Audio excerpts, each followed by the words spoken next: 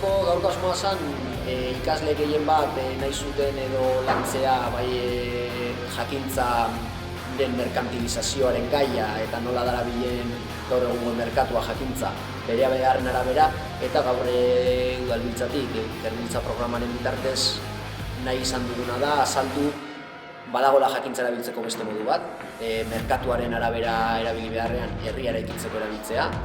herria erabiliz jakintza erabiliz herria eraiki daitekeela, eta horretarako identifikatu behar ditugun beharrak herriaren beharrak direla, ez? Hasiera batean sarreratxo bat egin dugu, kokapen bat, Euskal Herriko panoramaren inguruan, eta bigarrenik lantalde ezberdinetan ariketatxo batzuk egin ditugu, eta azkenik komunean jarri